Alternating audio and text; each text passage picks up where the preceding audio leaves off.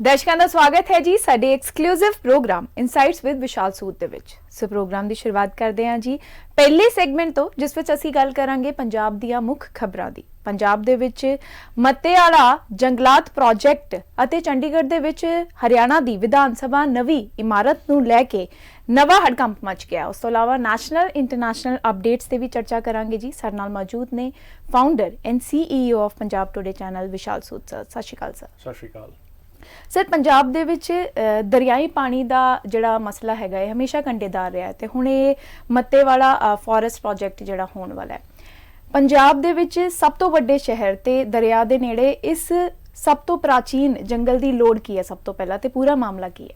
ਦੇਖੋ, ਬੇਸਿਕਲੀ ਜਿਹੜਾ ਪ੍ਰੋਜੈਕਟ ਹੈ ਇਹ ਗੱਲ ਕੋਈ ਡਿਨਾਈ ਨਹੀਂ ਕਰ ਸਕਦਾ ਇਸ ਵੇਲੇ ਪੰਜਾਬ ਨੂੰ ਜ਼ਿਆਦਾ ਤੋਂ ਜ਼ਿਆਦਾ ਇੰਡਸਟਰੀਅਲ ਪ੍ਰੋਜੈਕਟਸ ਦੀ ਲੋੜ ਹੈ, but not at the caste of environment. ਸਾਡੇ ਮਲਟੀਪਲ ਪ੍ਰੋਬਲਮਸ ਨੇ ਪੰਜਾਬ ਦੀਆਂ ਇਸ ਵੇਲੇ। ਇੰਡਸਟਰੀਅਲ ਗਰੋਥ ਤੇ ਇੱਕ ਪ੍ਰੋਬਲਮ ਹੈਗੀ ਆ, at the same time pollution, underground, overground, pesticide ਦਾ ਯੂਸੇਜ, ਵਾਟਰ 'ਚ ਜੋ ਪੋਲਿਊਸ਼ਨ ਜਾ ਚੁੱਕਾ ਉਹ ਸਾਰੇ ਹਰ ਲੈਵਲ ਤੇ ਹੈ। ਆਲਰੇਡੀ ਜਿਹੜਾ ਲੁਧਿਆਣੇ ਲਾਗੇ ਜਦੋਂ ਸਤਲੁਜ ਨਿਕਲਦੀ ਹੈ ਉਹ ਗ੍ਰੇਡ E ਲੈਵਲ ਦੀ ਨਦੀ ਬਣ ਜਾਂਦੀ, ਵਿਚ ਮੀਨਸ ਹਾਈਲੀ ਪੋਲਿਊਟਿਡ ਰਿਵਰ, ਕਿਉਂਕਿ ਉੱਥੋਂ ਦੇ ਜਿਹੜੇ ਐਫਲੂਐਂਟਸ ਨਿਕਲਦੇ ਪਏ ਨੇ ਬਹੁਤ ਜ਼ਿਆਦਾ ਨਿਕਲਦੇ ਪਏ ਨੇ। ਤੇ ਮੈਨੂੰ ਇਹ ਲੱਗਦਾ ਕਿ ਜਿਹੜਾ ਪ੍ਰੋਜੈਕਟ ਹੈ ਪੰਜਾਬ ਸਰਕਾਰ ਨੂੰ ਬੜਾ ਕੌਨਸ਼ੀਅਸ ਹੋਣ ਦੀ ਲੋੜ ਹੈ। ਸਾਡਾ ਜਿਹੜਾ ਇਸ ਵੇਲੇ ਫੋਰੈਸਟ ਦਾ ਆਲਰੇਡੀ ਕਵਰ ਹੈ ਸਿਰਫ 3.5% ਰਹਿ ਗਿਆ ਜੀ। ਤੇ ਮੈਨੂੰ ਲੱਗਦਾ ਹੈ ਕਿ ਗਵਰਨਮੈਂਟ ਨੂੰ ਆਪਣੀ ਪ੍ਰਾਇੋਰਟੀ ਸੈੱਟ ਕਰਨੀ ਪਏਗੀ।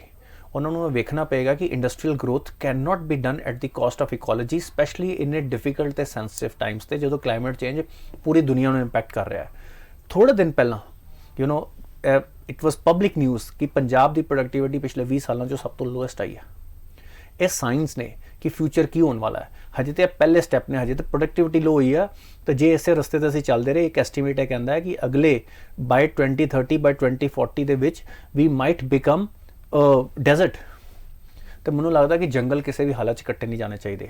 ਜੇ ਕੋਈ ਕੱਲ ਨੂੰ ਇਹ ਵੀ ਸੋਲੂਸ਼ਨ ਦੇਵੇ ਕਿ ਬਈ ਆਪਾਂ ਇਹਦੀ ਜਗ੍ਹਾ ਹੋਰ ਥਾਂ ਤੇ ਪੇੜ ਲਾ ਦਾਂਗੇ, that is no way equivalent, ਕਿਉਂਕਿ ਪਹਿਲਾਂ ਤੇ ਉਹਨਾਂ ਪੌਦਿਆਂ ਨੂੰ ਪੇੜ ਬੰਦੇ ਕਈ ਸਾਲ ਲੱਗਦੇ ਨੇ। ਫਿਰ ਜਿਹੜੇ ਇਹ ਪੇੜ ਹੁੰਦੇ ਨੇ ਇਹਨਾਂ ਵਿੱਚ ਕਾਰਬਨ ਡਾਈਆਕਸਾਈਡ ਸਟੋਰ ਹੁੰਦੀ ਰਹਿੰਦੀ ਹੈ ਤੇ ਇਹਨਾਂ ਨੇ, ਤੁਸੀਂ ਕਿਹਾ ਐਂਸ਼ੀਐਂਟ ਸਾਡੇ ਹੈਗੇ ਨੇ ਇਹ ਜੰਗਲ, ਤੇ ਇਹਨਾਂ ਨੂੰ ਜਦੋਂ ਕੱਟਿਆ ਜਾਏਗਾ ਇਹਨਾਂ 'ਚੋਂ ਬਹੁਤ ਜ਼ਿਆਦਾ CO2 ਰਿਲੀਜ਼ ਹੋਏਗੀ ਜੋ ਪੂਰੇ ਇਨਵਾਇਰਨਮੈਂਟ ਲਈ ਬਹੁਤ ਹਾਰਮਫੁਲ ਹੋਏਗੀ। ਤੇ ਮੈਨੂੰ ਇਹ ਲੱਗਦਾ ਹੈ ਕਿ ਗਵਰਨਮੈਂਟ ਸ਼ੁੱਡ ਬੀ ਬਿਲਕੁਲ ਸੈਂਸਿਟਿਵ ਹੋਵੇ ਕਿ ਆਪਾਂ ਇਕੋਲੋਜੀ ਤੇ ਇੰਪੈਕਟ ਨਹੀਂ ਆਉਣ ਦੇਣਾ ਚਾਹੀਦਾ। ਹੋਰ ਜਗ੍ਹਾਵਾਂ ਆਇਡੈਂਟੀਫਾਈ ਕੀਤੀਆਂ ਜਾ ਸਕਦੀਆਂ ਨੇ। ਗਵਰਨਮੈਂਟ ਵਿਲ ਹੈਵ ਫੈਸਿਲਿਟੀਜ਼ ਕਿ ਲੁਧਿਆਣਾ ਦੇ ਆਸ-ਪਾਸ ਕਿਸੇ ਹੋਰ ਤਰੀਕੇ ਨਾਲ। ਤੇ secondly, treatment of effluents. Textile is one of the most polluting industry.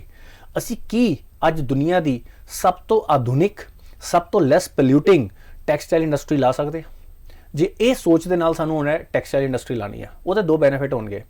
ਜਦੋਂ ਤੁਸੀਂ ਪੋਲਿਊਸ਼ਨ ਫ੍ਰੀ, ਤੁਹਾਨੂੰ ਕਾਰਬਨ ਕ੍ਰੈਡਿਟਸ ਮਿਲਦੇ ਨੇ। ਜਦੋਂ ਤੁਸੀਂ ਆਪਣੇ ਨੂੰ ਪੋਜੀਸ਼ਨ ਕਰੋਗੇ ਕਿ ਅਸੀਂ ਦੁਨੀਆ ਦੀ ਸਭ ਤੋਂ ਘੱਟ ਪੋਲਿਊਸ਼ਨ ਕਰਨ ਵਾਲੀ ਟੈਕਸਟਾਈਲ ਇੰਡਸਟਰੀ ਇੱਥੇ ਲਾ ਰਹੇ ਹਾਂ ਜਾਂ ਪੂਰਾ ਇੰਡਸਟਰੀਅਲ ਪਾਰਕ ਲਾ ਰਹੇ ਹਾਂ, ਪੂਰੀ ਦੁਨੀਆ ਤੋਂ ਇਨਵੈਸਟਮੈਂਟਸ ਆਉਣਗੀਆਂ, ਪੂਰੀ ਦੁਨੀਆ ਤੋਂ ਕਸਟਮਰ ਆਉਣਗੇ।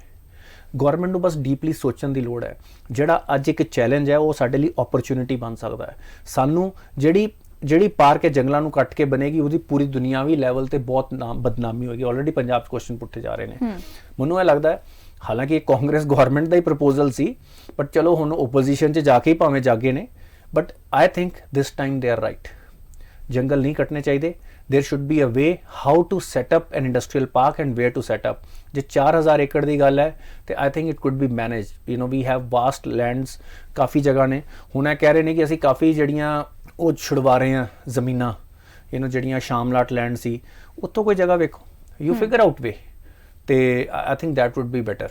ਮਤਲਬ ਇਕਨੋਮਿਕ ਡਿਵੈਲਪਮੈਂਟ ਦੀ ਲੋੜ ਹੈ, but not at the caste of natural resources. ਆਪਾਂ ਨਹੀਂ ਅਫੋਰਡ ਕਰ ਸਕਦੇ, ਸਿੱਧੀ ਜੀ ਗੱਲ ਹੈ। ਤੇ ਨਾਲੇ ਆਪਾਂ ਜਿਹੜੇ ਥੋੜੇ ਜਿਹੇ ਜੰਗਲ ਬਚੇ ਨੇ ਉਹਨਾਂ ਨੂੰ ਜੇ ਅਸੀਂ ਇਸ ਤਰ੍ਹਾਂ ਕੱਟਤਾ, ਕਿਉਂਕਿ ਆਪਾਂ ਬਹੁਤ ਹੀ ਇੰਟੈਂਸਿਵ ਖੇਤੀ ਕਰਦੇ ਪਏ, ਅਸੀਂ ਕਾਫੀ ਜੰਗਲ ਕੱਟ ਚੁੱਕੇ ਹਾਂ। ਸਾਨੂੰ ਇਸ ਵੇਲੇ ਜੰਗਲਾਤ ਨੂੰ ਵਧਾਉਣ ਦੀ ਲੋੜ ਹੈ। ਇਹੋ ਜਿਹੇ ਇਨੀਸ਼ੀਏਟਿਵ ਆਉਣੇ ਚਾਹੀਦੇ ਕਿ ਹਰ ਥਾਂ ਤੇ ਪੇੜ ਕਿਵੇਂ ਹੋਰ ਲਾਏ ਜਾਣ। ਇੱਕ ਹੋਰ ਮੁੱਦਾ ਪੰਜਾਬ ਦੇ ਵਿੱਚ ਸਰਗਰਮ ਹੈ ਸਰ ਹਾਲ ਦੀ ਘੜੀ। ਪੰਜਾਬ ਤੇ ਹਰਿਆਣਾ ਦਰਮਿਆਨ ਜਿਹੜਾ SYL ਇਸ਼ੂ ਦਾ ਮੁੱਦਾ ਸੀ ਉਹ ਹਲੇ ਸੁਲਝਿਆ ਨਹੀਂ। ਤੇ ਇੱਕ ਹੋਰ ਹਰਿਆਣਾ ਸਰਕਾਰ ਵੱਲੋਂ ਜਿਹੜੀ ਬੇਨਤੀ ਕੀਤੀ ਗਈ ਹੈ ਹਰਿਆਣਾ ਵਿਧਾਨ ਸਭਾ ਵੱਖ ਬਿਲਡਿੰਗ ਦੀ ਚੰਡੀਗੜ੍ਹ ਦੇ ਵਿੱਚ, ਇਹਨੂੰ ਲੈ ਕੇ ਕਾਫੀ ਸਿਆਸਤ ਸਰਗਰਮ ਆ ਰਹੀ ਹੈ ਸਰ। ਦੇਖੋ, ਇਹ ਸਿਰਫ ਸਿਆਸਤੀ ਗੱਲਾਂ ਨੇ। ਪਹਿਲੀ ਗੱਲ, SYL ਦੇ ਮੁੱਦੇ ਦੀ ਜਿਵੇਂ ਗੱਲ ਕਰਾਂ, ਅੱਜ 2022 'ਚ it has to be looked at very differently. ਅੱਜ ਪਹਿਲੀ ਗੱਲ ਹੈ ਕਿ ਪਾਣੀ ਜਿਹੜਾ ਹੁੰਦਾ ਸਾਰਿਆਂ ਦਾ ਸਾਂਝਾ ਹੁੰਦਾ, ਬਟ ਹੈਵਿੰਗ ਸੈਡ ਦੈਟ ਅੱਜ 2022 ਦੇ ਵਿੱਚ Punjab cannot afford to give a drop of water. ਸਾਡਾ ਤੇ ਵਾਟਰ ਲੈਵਲ ਆਲਰੇਡੀ ਡਾਊਨ ਹੋ ਗਿਆ ਹੈ। ਪੂਰੇ ਇੰਡੀਆ ਨੂੰ, ਹਰਿਆਣਾ ਨੂੰ ਵੀ ਐਜ਼ ਅ ਬ੍ਰਦਰ ਇਹ ਸਮਝਣਾ ਚਾਹੀਦਾ ਹੈ ਕਿ ਅਸੀਂ ਜਿਹੜੀ ਕ੍ਰੌਪਸ ਪ੍ਰੋਡਿਊਸ ਕਰਦੇ ਪਏ ਹਾਂ ਉਹਦੇ ਲਈ ਅਸੀਂ ਉਹਦੇ ਜਿਹੜਾ ਖਾਣਾ ਪੂਰੀ ਇੰਡੀਆ 'ਚ ਜਾ ਰਿਹਾ ਹੈ, ਜਿਹੜਾ ਪੰਜਾਬ 'ਚ ਉਗਦਾ ਤੇ ਪੂਰੇ ਇੰਡੀਆ 'ਚ ਜਾਂਦਾ ਹੈ, ਉਹਦਾ ਪਾਣੀ ਸਾਡੀਆਂ ਜ਼ਮੀਨਾਂ 'ਚੋਂ ਨਿਕਲਦਾ ਪਿਆ। ਸਾਡੇ ਜਿਹੜੇ ਬੋਰਵੈਲ ਨੇ ਆਲਰੇਡੀ 600 ਫੀਟ ਡੂੰਘੇ ਜਾ ਗਏ ਨੇ ਕਈ ਥਾਵਾਂ ਤੇ, ਠੀਕ ਹੈ। ਤੇ ਸ਼ਾਇਦ ਇਹ ਅਸੀਂ ਆਲਰੇਡੀ ਬਹੁਤ ਬਰਡਨ ਚੁੱਕਦੇ ਪਏ ਹਾਂ ਪਾਣੀ ਦੇ ਪਰਸਪੈਕਟਿਵ ਨਾਲ ਪੂਰੇ ਇੰਡੀਆ ਦਾ, ਕਿਉਂਕਿ ਖਾਣਾ ਇੱਥੇ ਪ੍ਰੋਡਿਊਸ ਹੋ ਰਿਹਾ, ਇੰਟੈਂਸਿਵ ਕਲਟੀਵੇਸ਼ਨ ਹੋ ਰਹੀ ਹੈ, ਜ਼ਮੀਨਾਂ ਵੀ ਖਰਾਬ ਹੋ ਰਹੀਆਂ ਤੇ ਪਾਣੀ ਵੀ ਥੱਲੇ ਜਾ ਰਿਹਾ। ਮੈਨੂੰ ਲੱਗਦਾ ਹੈ ਕਿ ਇਸ ਵੇਲੇ ਪਹਿਲਾਂ ਤੇ ਪੰਜਾਬ ਦੇ ਉੱਤੋਂ ਇਹ ਬੋਝ ਵੀ ਘੱਟ ਕਰਨ ਦੀ ਲੋੜ ਹੈ। ਪੰਜਾਬ ਨੂੰ ਇੱਕ ਮੌਕਾ ਮਿਲਣਾ ਚਾਹੀਦਾ ਕਿ ਅਸੀਂ ਡਿਵਰਸੀਫਾਈਡ ਕ੍ਰੌਪਿੰਗ ਕਰੀਏ ਜਿਹੜੀ ਹੈਲਦੀ ਹੋਵੇ, ਆਰਗੈਨਿਕ ਹੋਵੇ। ਹੁਣੀ ਥੋੜੇ ਦਿਨ ਪਹਿਲਾਂ ਸੂਰਤ ਵਿੱਚ, ਇਨਫੈਕਟ ਪਰਸੋਂ ਹੀ ਸੂਰਤ ਦੇ ਵਿੱਚ ਨਰਿੰਦਰ ਮੋਦੀ ਜੀ ਦੀ ਕਨਕਲੇਵ ਹੋਈ on organic farming. I think Punjab ਦੇ ਲੋਕਾਂ ਨੂੰ ਵੱਧ ਚੜ੍ਹ ਕੇ ਉਹ 'ਚ ਪਾਰਟਿਸਿਪੇਟ ਕਰਨਾ ਚਾਹੀਦਾ ਸੀ। ਕੀ ਅੱਗੇ ਆ ਰਿਹਾ ਫਿਊਚਰ ਉਹ ਸਮਝਣਾ ਚਾਹੀਦਾ। ਤੇ ਜਿਹੜੇ ਹੋਰ ਵੀ ਸਟੇਟਸ ਹੈਗੀਆਂ ਨੇ ਉਹਨਾਂ ਨੂੰ ਵੀ ਇੱਕ ਲੋਡ ਲੈਣਾ ਚਾਹੀਦਾ ਹੈ ਕਿ ਜਿਹੜੀ ਪ੍ਰੋਡਕਟਿਵਿਟੀ ਆ ਉਹ ਵੀ ਵਧਾਉਣ, ਉੱਥੇ ਵੀ ਇਨਹਾਂਸਮੈਂਟ ਹੋਵੇ ਤਾਂ ਕਿ ਇਕੋਲੋਜੀ ਇੱਕ ਥਾਂ ਦੀ ਖਰਾਬ ਨਾ ਹੋਵੇ। ਇਹ ਇੱਕ ਪਾਰਟ ਹੈ। SYL ਦਾ ਮੁੱਦਾ ਮੈਨੂੰ ਲੱਗਦਾ ਹੈ ਕਿ ਹਰ ਵਾਰੀ ਨੇਤਾ ਸਿਰਫ ਇਲੈਕਸ਼ਨਾਂ ਤੇ ਚੁੱਕਦੇ ਨੇ ਜਾਂ ਇੱਕ ਮੁੱਦਾ ਬਣਾਉਣ ਲਈ ਕਿ it is because it is connected to the emotions of people, specially farmers. ਪਰ ਇੱਕ ਗੱਲ ਮੈਂ ਪ੍ਰੈਕਟੀਕਲੀ ਦੱਸਦਾ, ਇਹਦੇ 'ਚ ਸਟੇਟਸ ਕੋ ਚੇਂਜ ਨਹੀਂ ਹੋਣ ਵਾਲਾ। ਜੇ ਤੁਸੀਂ ਆਪਣੇ ਇਹ ਸੋਚ ਕੇ ਕਿ ਬਈ ਸਮਹਾਓ ਪੰਜਾਬ ਦਾ ਪਾਣੀ ਕਿਸੇ ਹੋਰ ਸਟੇਟ ਨੂੰ ਦੇ ਦਿੱਤਾ ਜਾਏਗਾ ਫਰੋਮ ਦੀ ਕਰੰਟ ਸਟੇਟਸ, ਇਹ ਨਹੀਂ ਹੋਣ ਵਾਲਾ, ਕਿਉਂਕਿ ਹੁਣ ਉਹ ਪਾਣੀ ਅਵੇਲੇਬਲ ਹੀ ਨਹੀਂ ਹੈ ਜੀ। S simple S that. ਇਸ ਕਰਕੇ ਲੋਕਾਂ ਨੂੰ ਇਸ ਮੁੱਦੇ ਬਾਰੇ ਜ਼ਿਆਦਾ ਟੈਨਸ਼ਨ ਲੈਣ ਦੀ ਲੋੜ ਨਹੀਂ ਆ। Punjab's rights are protected and Punjab's rights are equivalent to the rights of the entire country. ਹੁਣ ਦੂਜੀ ਗੱਲ ਆਉਂਦੀ ਹੈ ਜਿਹੜਾ ਤੁਸੀਂ ਮੁੱਦਾ ਪੁੱਛਿਆ ਵਿਧਾਨ ਸਭਾ ਦੀ। ਚੰਡੀਗੜ੍ਹ ਅਗੇਨ ਮੈਂ ਕਹਿੰਦਾ ਸਾਰਿਆਂ ਦਾ ਸਾਂਝਾ, ਬਟ ਹੈਵਿੰਗ ਸੈਡ ਦੈਟ ਮੈਨੂੰ ਲੱਗਦਾ ਹੈ Haryana would be smarter, more generous approach ਉਹਨਾਂ ਦੀ ਇਹ ਹੋਏਗੀ। ਪੰਚਕੂਲਾ ਦੇ ਪਾਸੇ they have lot of place, lot of land. Panchkula ਨੂੰ ਡਿਵੈਲਪ ਵੀ ਕਰ ਰਹੇ ਨੇ ਐਸ ਦੇ ਸੈਕਟਰੀਏਟ। ਉਹਨਾਂ ਦਾ ਜੋ ਵੀ ਚੰਡੀਗੜ੍ਹ ਤੇ ਅਧਿਕਾਰ ਹੈ ਸਾਡੇ ਨਾਲ ਸਾਂਝਾ ਅਧਿਕਾਰ ਹੈ, ਵੀ ਅਸੈਪਟ ਦੈਟ। ਬਟ ਮੈਨੂੰ ਇਹ ਲੱਗਦਾ ਹੈ ਕਿ ਜਿਹੜੀ ਵਿਧਾਨ ਸਭਾ ਹੈ ਉਹ ਜੇ ਉਹ ਪੰਚਕੂਲਾ 'ਚ ਬਣਾਉਣ that will make more sense. ਉਹ ਸਰਟਨ ਆਫਿਸਿਸ ਸਰਟਨ ਉੱਥੇ ਬਣਾਉਣ, ਅਦਰਵਾਈਜ਼ ਇਹ ਕੰਟਰੋਵਰਸੀਆਂ ਬਣਦੀਆਂ ਜਾਣਗੀਆਂ। ਮੈਨੂੰ ਲੱਗਦਾ this is unnecessary controversy create ਹੋ ਰਹੀ ਹੈ। ਤੁਹਾਡੇ ਕੋਲ ਐਂਡਲੈਸ ਲੈਂਡ ਪਿਆ। ਜੇ ਤੁਸੀਂ ਪੰਚਕੂਲਾ ਵਾਲੀ ਸਾਈਡ ਤੇ ਜਾਓ, ਬਰਵਾਲਾ ਵਾਲੀ ਸਾਈਡ ਤੇ ਜਾਓ, you have endless land, you can do development and it is close to Panchkula ji. There is no point of having another land allocated. Rather Chandigarh ਦੇ ਵਿੱਚ already landlocked ਜਗ੍ਹਾ ਹੈਗੀ ਚੰਡੀਗੜ੍ਹ ਜੀ, ਉੱਥੇ ਤੁਸੀਂ ਹਾਊਸਿੰਗ ਪ੍ਰੋਜੈਕਟ ਲੈ ਕੇ ਆਓ, ਐਜੂਕੇਸ਼ਨਲ ਪ੍ਰੋਜੈਕਟ ਲੈ ਕੇ ਆਓ, ਨੇਤਾਵਾਂ ਲਈ ਇੱਕ ਹੋਰ ਸ਼ਾਨਦਾਰ ਆਫਿਸ, ਇੱਕ ਹੋਰ ਸ਼ਾਨਦਾਰ ਵਿਧਾਨ ਸਭਾ ਬਣਾਉਣ ਦੀ ਲੋੜ ਨਹੀਂ ਹੈ। ਕਿੰਨੀ ਕੁ ਪ੍ਰੋਬਲਮ ਆ ਰਹੀ ਮੈਨੂੰ ਦੱਸੋ। ਕੀ ਉਹਨਾਂ ਦੇ MLA ਦਾ ਨੰਬਰ ਵੱਧ ਗਿਆ? ਕੀ ਡਿਪਾਰਟਮੈਂਟਸ ਵੱਧ ਗਏ ਨੇ? Why do they need additional space in Chandigarh? These kind of things will create controversy. It benefits only two category of people: politicians of Haryana and politicians of Punjab. No one else is benefited. जी. ठीक है ना, ਇਹਦੇ ਵਿੱਚ ਚੰਡੀਗੜ੍ਹ ਦੇ ਲੋਕਾਂ ਦਾ ਕੋਈ ਫਾਇਦਾ ਹੈ, ਨਾ ਹੀ ਇਹਦੇ ਵਿੱਚ ਪੰਜਾਬ ਦੇ ਲੋਕਾਂ ਦਾ ਫਾਇਦਾ ਹੈ, ਨਾ ਹੀ ਹਰਿਆਣਾ ਦੇ ਲੋਕਾਂ ਦਾ ਫਾਇਦਾ ਹੈ। ਇਹ ਤੇ ਬੇਸਿਕਲੀ ਲੋਕਾਂ ਦਾ ਧਿਆਨ ਇਹੋ ਜਿਹੀਆਂ ਚੀਜ਼ਾਂ ਵੱਲ ਲਾਉਣ ਵਾਲੀ ਗੱਲ ਹੈ। ਸਾਨੂੰ ਹਮੇਸ਼ਾ ਕੋਰ ਮੁੱਦੇ ਸਾਡੇ ਨੇ ਹਿੰਪਲੋਇਮੈਂਟ ਜੀ, environment, law and order, health, education. ਆਪਾਂ ਇਸ ਤੋਂ ਇਲਾਵਾ ਕੋਈ ਗੱਲ ਹੀ ਨਹੀਂ ਕਰਨੀ ਜੀ। ਸਰ ਪਰ ਤੁਸੀਂ ਸਮਾਰਟਰ ਚੋਇਸ ਦੀ ਗੱਲ ਕੀਤੀ ਨਾ ਕਿ ਇਹ ਪੰਚਕੂਲਾ ਦੇ ਵਿੱਚ ਕਰਨਾ ਚਾਹੀਦਾ, ਚੰਡੀਗੜ੍ਹ ਆਲਰੇਡੀ ਲੈਂਡਲੌਕਡ ਜਗ੍ਹਾ ਹੈਗੀ ਹੈ। ਜਿਹੜਾ ਪੰਜਾਬ ਦੇ ਸਿਹਤ ਮੰਤਰੀ ਨੇ ਉਹਨਾਂ ਨੇ ਵੀ, ਚੇਤਨ ਸਿੰਘ ਜੀ ਨੇ ਕਿਹਾ ਕਿ ਜੇ ਹਰਿਆਣਾ ਸਰਕਾਰ ਇੱਦਾਂ ਚਾਹੁੰਦੀ ਹੈ ਜਾਂ ਵੱਖ ਜਗ੍ਹਾ ਚਾਹੁੰਦੀ ਹੈ ਤੇ ਉਹ ਹਰਿਆਣਾ ਦੇ ਕਿਸੇ ਵੀ ਜ਼ਿਲ੍ਹੇ ਦੇ ਵਿੱਚ ਕਰ ਲਵੇ, ਪਰ ਚੰਡੀਗੜ੍ਹ ਦੇ ਵਿੱਚ ਨਹੀਂ। ਇਹ ਚੰਡੀਗੜ੍ਹ ਨੂੰ ਲੈ ਕੇ ਇਹ ਆਬਸੈਸ਼ਨ ਹੈ ਸਾਰੀ, ਅਸਲ ਵਜ੍ਹਾ ਕੀ ਹੈਗੀ ਹੈ? ਇਹ ਤੇ ਕੰਟਰੋਵਰਸੀ ਆ ਕਿ ਬਈ ਤੁਹਾਨੂੰ ਦੇਖੋ ਪੋਲਿਟਿਕਸ ਸਾਡੇ ਦੇਸ਼ ਦੀ ਕੀ, ਤੁਸੀਂ ਪੂਰੀ ਦੁਨੀਆ ਦੀ ਵੇਖ ਲਓ। ਪੋਲੀਟੀਸ਼ੀਅਨ ਕੀ ਕਰਦੇ ਨੇ? ਅਸ ਵਰਸਸ ਯੂ ਕਰਦੇ ਨੇ। ਉਹ ਕਹਿੰਦੇ ਜੀ ਅਸੀਂ ਤੁਹਾਡੇ ਹੱਕਾਂ ਲਈ ਖੜੇ ਹਾਂ, ਜਦ ਕਿ ਸਾਡੇ ਹੱਕ ਤੇ ਸਾਡੀਆਂ ਰਿਸਪੌਂਸਿਬਿਲਟੀਆਂ ਸਾਂਝੀਆਂ ਨੇ। ਉਹ ਸਾਨੂੰ ਹੱਕ ਦਿਖਾਉਂਦੇ ਰਹਿੰਦੇ ਨੇ। ਉਹ ਕਹਿੰਦੇ ਬਿਕੋਜ਼ ਉਹਨਾਂ ਨੂੰ ਪਤਾ ਹਿਊਮਨ ਨੇਚਰ ਕਿ ਅਸੀਂ ਰਿਸਪੌਂਸਿਬਿਲਿਟੀ ਲੈਣਾ ਚਾਹੁੰਦੇ, ਸਾਡੇ ਕੋਈ ਹੱਕਾਂ ਨਹੀਂ ਲੜ ਲਏ ਤਾਂ ਸਾਨੂੰ ਹੱਕ ਦਵਾ ਦੇ। ਅਸੀਂ ਇਹ ਸਾਡੀ ਇਸ ਅਪੀਲ ਨੂੰ, ਜਿਹੜੀ ਸਾਡੇ ਅੰਦਰ ਦੀ ਲੇਜ਼ੀਨੈਸ ਹੈ ਨਾ, ਉਹਨੂੰ ਅਪੀਲ ਕਰਦੇ ਨੇ। ਸਾਨੂੰ ਵੀ ਹੁਣ ਜਾਗਰੂਕ ਹੋਣ ਦੀ ਲੋੜ ਹੈ। ਸਾਨੂੰ ਵੀ ਹੁਣ ਆਪਾਂ ਇੰਨੀਆਂ ਮੋਟੀਵੇਸ਼ਨਲ ਵੀਡੀਓਜ਼ ਵੇਖਦੇ ਹਾਂ, ਅਸੀਂ ਵੀ ਹੁਣ ਸਮਝੀਏ ਕਿ ਅਸੀਂ ਇਹਨਾਂ ਗੱਲਾਂ 'ਚ ਨਹੀਂ ਆਉਣਾ। ਰਾਈਟ? ਉਹਨਾਂ ਨੇ ਬਿਲਕੁਲ ਸਹੀ ਗੱਲ ਕਹੀ। It is a logical thing to do. ਆਪਾਂ ਕਦੀ ਨਹੀਂ ਕਿਹਾ ਪੰਜਾਬ ਟੁਡੇ ਤੇ ਕਿ ਚੰਡੀਗੜ੍ਹ ਸਾਂਝੀ ਵਿਰਾਸਤ ਨਹੀਂ ਹੈ। ਠੀਕ ਹੈ, ਆਪਾਂ ਇੱਕ ਸਾਂਝਾ ਪੰਜਾਬ ਸੀ, ਹੁਣ ਸਾਂਝਾ Chandigarh and we are okay with it. ਆਮ ਬੰਦੇ ਨੂੰ ਨਹੀਂ ਫਰਕ। ਤੁਸੀਂ ਕਦੀ ਸੜਕ ਦੇ ਉੱਤੇ ਕਿਸੇ ਬੰਦੇ ਨੂੰ ਨਹੀਂ ਲੜਦੇ ਵੇਖੋਗੇ ਜੀ ਚੰਡੀਗੜ੍ਹ ਸਾਡਾ ਹੈ ਤੇ ਚੰਡੀਗੜ੍ਹ ਪੰਜਾਬੀਆਂ ਦਾ ਹੈ। ਇਹ ਕੁਝ ਨੇਤਾ ਜਿਨ੍ਹਾਂ ਦੇ ਅੰਦਰ ਨੇਤਾਗਿਰੀ ਭਰੀ ਜਾਂਦੀ ਹੈ ਨਾ, ਭਾਵੇਂ ਉਹ ਸਟੂਡੈਂਟ ਲੈਵਲ ਤੇ ਹੋਵੇ, ਭਾਵੇਂ ਉਹ ਪ੍ਰੋਫੈਸ਼ਨਲ ਪੋਲੀਟੀਸ਼ੀਅਨ ਦੇ ਲੈਵਲ ਤੇ ਹੋ, ਉਹ ਤੇ ਬਸ ਲੋਕਾਂ ਦੀ ਇਮੋਸ਼ਨਸ ਨਾਲ ਖੇਡਣ ਦਾ ਤਰੀਕਾ ਹੈ। This is not our obsession, this is their obsession जी, है ना। ਤੇ ਅਸੀਂ ਵੀ ਸੁਣਨ ਲੱਗ ਪੈਂਦੇ ਹਾਂ because it's easy thing to do. ਜਦੋਂ ਇਕਨੋਮਿਕਸ ਦੀ, ਜਦੋਂ ਹੈਲਥ ਦੀ ਗੱਲ ਆਏਗੀ, ਉਹ ਟਫ ਚੀਜ਼ਾਂ ਨੇ ਡਿਸਕਸ ਕਰਨੀਆਂ, ਅਸੀਂ ਵੀ ਲੇਜ਼ੀ, ਅਸੀਂ ਕਹਿੰਦੇ ਚਲੋ ਇਹੋ ਹੀ ਗੱਲ ਕਰ ਲੈਂਦੇ, ਸੌਖੀ ਗੱਲ ਹੈ ਕਰਨੀ। But there is nothing much to it, there is nothing concrete to it. I think if the proposal is there, Panchkula will be a better place, Panchkula better ਜਗ੍ਹਾ ਹੋਏਗੀ ਤੇ ਇਹਦੇ ਨਾਲ ਜਿਹੜੇ ਆਪਸੀ ਰਿਲੇਸ਼ਨ ਨੇ ਬੈਟਰ ਹੀ ਰਹਿਣਗੇ। सर, तेलंगाना के सीएम चंद्रशेखर राव ने निशाना तांजा है प्रधानमंत्री नरेंद्र मोदी पे। एक वीडियो का रेफरेंस देते हुए उन्होंने कहा है कि जो रुपए के मूल्य में रिकावट हुई है वो सारा श्रेय नरेंद्र मोदी को जाता है। देखो गुरलीन, ये एब्सोल्युटली सही क्वेश्चन है। We need answers and government has to answer, but you know when an opposition politician ask, it has to be taken with a pinch of salt. आज हमारी करेंसी की जो डिवैल्यूएशन हुई, आप आइसोलेशन में नहीं दे सकते। हम एक ग्लोबल कम्युनिटी का पार्ट हैं, हम एक मेजर ग्लोबल इकोनॉमी है।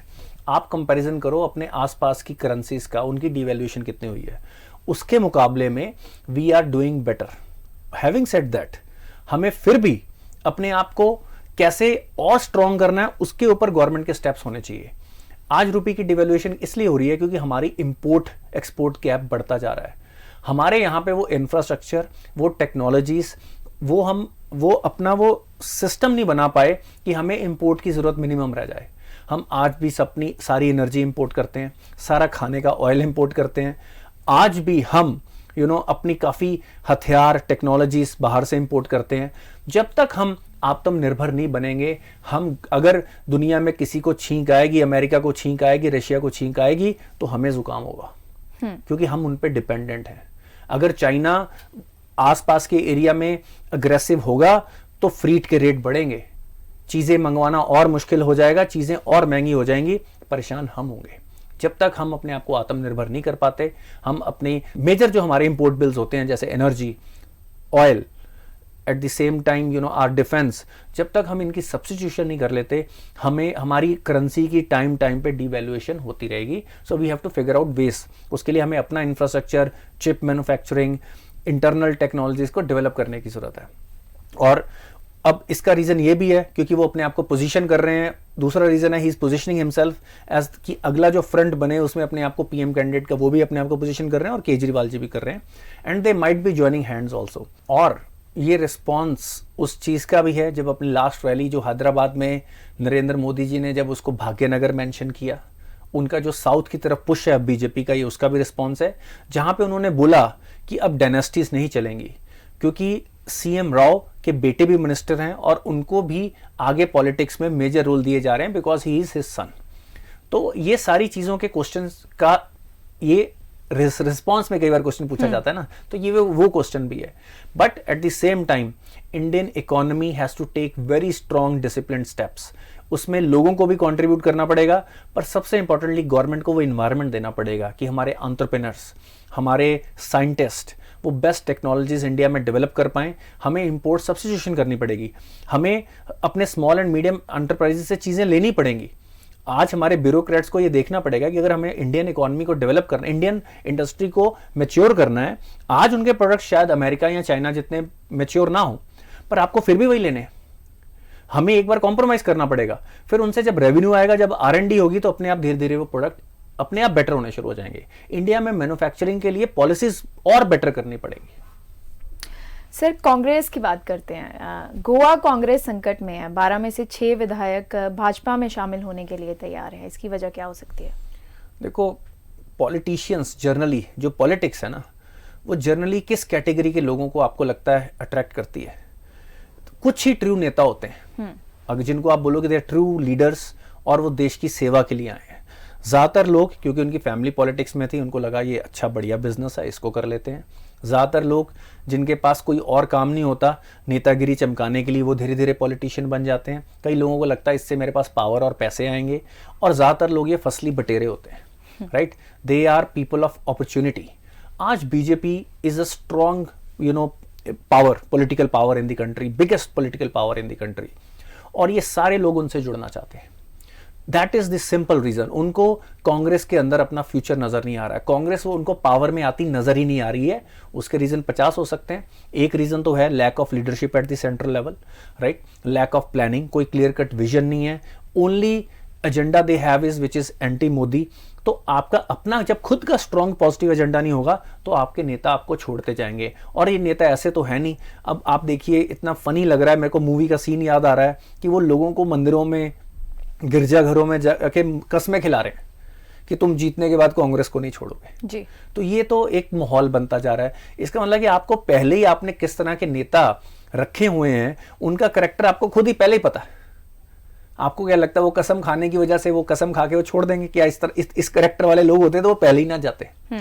तो मेरे को ये लगता है कि अब बीजेपी के पे भी क्वेश्चन है कि अगर वो अपने आप को पार्टी विद अ डिफरेंस बनाना चाहती है, वो शॉर्ट टर्म गेन्स के लिए क्या इस तरह के नेताओं को अपनी पार्टी में शामिल करती रहेगी, इस तरह से पॉलिटिकली स्ट्रांग करती रहेगी, और हमेशा ये जस्टिफिकेशन देती रहेगी कि once we are in power, इन लोगों का रियल इन्फ्लुएंस तो नहीं है, हमारी जो पॉलिसीज हैं हम उसी पे चलेंगे।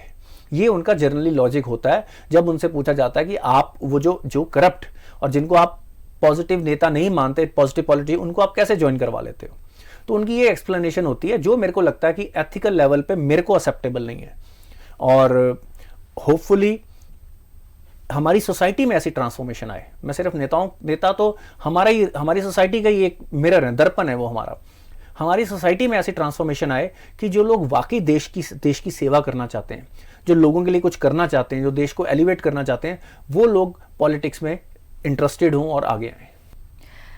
Sir, British Indian and former cabinet minister Rishi Sunak maintained his lead to be next UK Prime Minister. What do you think about the same?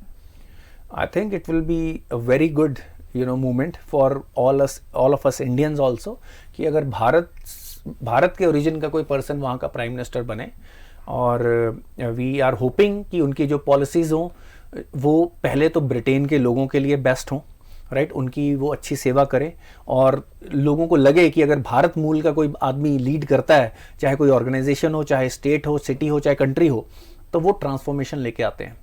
और उनकी इस वक्त काफ़ी ज़्यादा चांसेस हैं कि वो शायद, मैं बड़ा आयरॉनिकल लगता है, जिन्होंने हमारे ऊपर राज किया, आज इंडियन ओरिजिन का बंदा वहाँ का प्रधानमंत्री बने, तो इट सीम्स काइंड ऑफ एक जो आपको इमोशनल विंडिकेशन मिलती है, उस तरह की फीलिंग आ रही है। बट अगेन उनका प्राइमरी गोल होगा अपने देश के लिए बेस्ट करना, इकोनॉमिक पॉलिसीज बेटर बनाना, और hopefully he will prove to be a leader of difference. एक और बात उन्होंने कही है सर कि if I become prime minister I work for women's right and will work specifically to ensure women's right and safety. देखो, ये इस तरह से है, मैं अगर वेस्टर्न जो कंट्रीज हैं, जैसे जिसमें ब्रिटेन भी आती है, women already have quite equivalent rights and they are treated quite fairly. वो काफ़ी फेयर सोसाइटी है। मैंने जब ये बात पढ़ी तो मेरे को काफ़ी फनी लगा। इसमें आप अपना गोल इतना लो रख रहे हो।